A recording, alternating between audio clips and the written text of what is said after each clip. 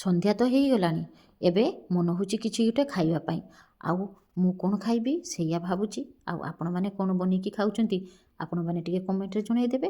ଆଉ ମୁଁ କ'ଣ ବନେଇକି ଖାଉଛି ଆପଣମାନଙ୍କୁ ମୁଁ ଦେଖେଇ ଦେଉଛି। ଅଣ୍ଡା ଖାଇ ଖାଇକି ବୋର୍ ହେଇଯାଇଛନ୍ତି? ତାହେଲେ ଆଜି ଏଇ ଅଣ୍ଡାର ଗୋଟେ ରେସିପି ନେଇ ଆସୁଛି। ମୋ ପୁଅ ଯେମିତି କହୁଛି, ମା ସେ ଅଣ୍ଡା ଗ୍ରେଭି କରୁଛ ନହେଲେ ଅମଲେଟ୍ କରୁଛ, ଅଲଗା ପ୍ରକାର ଟିକେ ଅଣ୍ଡାଟା ବନାଅ, ତାହେଲେ ଖାଇବା ପାଇଁ ତ ଭଲ ଲାଗିବ। ତ ମୁଁ କ'ଣ କଲି, ଫଟାଫଟ କିନା 4ଟା ଅଣ୍ଡା ସିଝେଇ ଦେଲି। ସିଝେଇ ଦେଇକି ମୁଁ ବନେଇ ଦେଉଛି ତା ପାଇଁ ଗୋଟେ ନୂଆ ପ୍ରକାର ଅଣ୍ଡାର ରେସିପିଟା। ତାକୁ କିନ୍ତୁ କିଛି କହି ନାହିଁ, ମୁଁ ଚଟପଟ କିନା ଟ୍ୟୁସନ୍ ଯାଇଛି ବନେଇକି ରଖିଦେଉଛି।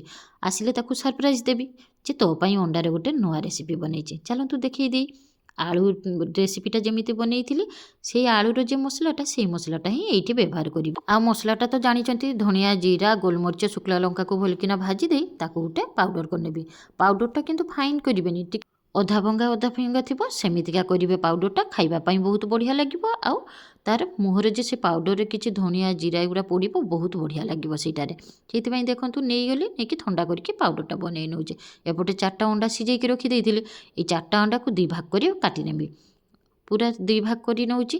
ଆମେ ତ 3 ଜଣ, କିନ୍ତୁ ପୁଅ ନାଇକି ଗୋଟେ ଏକ୍ସଟ୍ରା ନେଇଛି, ତାକୁ ଟିକେ ଖାଇବା ପାଇଁ ଭଲ ଲାଗିବ, ସେଇଥିପାଇଁ ଟିକେ ଏକ୍ସଟ୍ରା ତା ପାଇଁ ଅଣ୍ଡା ନେଇ 4ଟା ଅଣ୍ଡାର ଆଜି ଏଇ ଚଟପଟାଟା ବନେଇନି। ବଟର ନେଇଯାଇଛି, ବଟର ସହିତ ଟିକେ 1 ଚାମଚ ତେଲ ବି ଦେଇଦେଲି। ତାପରେ ଲଙ୍କାଗୁଣ୍ଡ, ହଳଦୀ ଗୁଣ୍ଡ ଆଉ ସ୍ୱାଦ ଅନୁସାରେ ଲୁଣ ଦେଇଦେଲି। ଦେଇ ତେଲଟାକୁ ମସଲା ସହିତ ଟିକେ ଭଲକିନା ମିକ୍ସ କରିଦେଉଛି।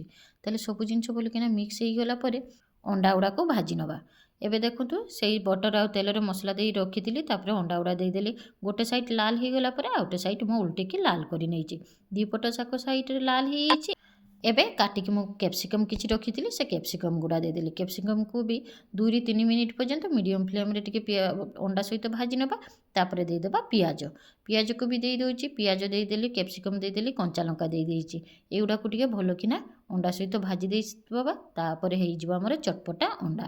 এই ଚଟପଟା ଅଣ୍ଡା ଖାଇବା ପାଇଁ ବହୁତ ବଢ଼ିଆ ଲାଗେ। ରୁଟି, ଗରମ ଭାତ, ତା ସହିତ ପରଟା ସହିତ ବି ଭଲ ଲାଗେ। ଆଉ ଆପଣ ଯଦି ଏଇଟା ଖାଲି ଖାଇବେ ବହୁତ ବଢ଼ିଆ ଲାଗିବ। ଏବେ ଟିକେ ମୁଁ ଧନିଆ ପତ୍ର ଦେଇଦେଇଛି। ସ୍ୱାଦ ଅନୁସାରେ ଟିକେ ଆଉ ଟିକେ ଲୁଣ ଦେଇଦେଲି। ଆଉ ସେଇ ଭଜା ମସଲାଟା ଦେଇଦେଲି। 1 ଚାମଚ ଦେଇଥିଲି, ଟିକେ ସର୍ଟ ପଡ଼ିଗଲା, ଆଉ ଟିକେ ଦେଇଦେଉଛି। ଏବେ ହେଇଯାଇଛି ଆମର ପୁରା ଚଟପଟା ଅଣ୍ଡା। ଗରମ ଗରମ ପ୍ଲେଟ୍ ଉପରକୁ ନେଇଯାଉଛି। ଆଉ ଆମେ ଏବେ 3 ଜଣ ଯାକ ବସିକି ଏଇଟା ଖାଇଦେବା। ଦେଖନ୍ତୁ କି ସୁନ୍ଦର ହେଇଛି। ଆପଣ ଏଟାକୁ ସନ୍ଧ୍ୟା ସମୟ ବି ଚା ସହିତ ଖାଇବେ, କି କେହି ଗେଷ୍ଟ ଆସିଗଲେ କିଛି ନଥିଲେ ହଠାତ୍ କିନା ଅଣ୍ଡାର ଏଇ ରେସିପିଟା ବି ବନେଇକି ଦେବେ, ଦେଖିବେ ଆପଣମାନଙ୍କୁ ବହୁତ ବଢ଼ିଆ ଲାଗିବ। ତା ସହିତ ଗେଷ୍ଟମାନେ ବି ବହୁତ ଏନ୍ଜୟ କରି ଖାଇବେ। ହେଇଛି ଆମର ଚଟପଟା ଅଣ୍ଡା। ତାକୁ ଟିକେ ଗାର୍ନିସ୍ କରିଦେଇଛି ଲେମ୍ବୁ, ପିଆଜ, ଧନିଆ ପତ୍ର, ଲଙ୍କା ଆଉ ଟିକେ ଚାଟ୍ ମସଲା ଦେଇ। ତା ସହିତ ଯେ ଭଜା ମସଲାଟା ବନେଇଥିଲି ତାକୁ ବି ଟିକେ ଦେଇଦେଇଛି। ହେଇଯାଇଛି ଚଟପଟା।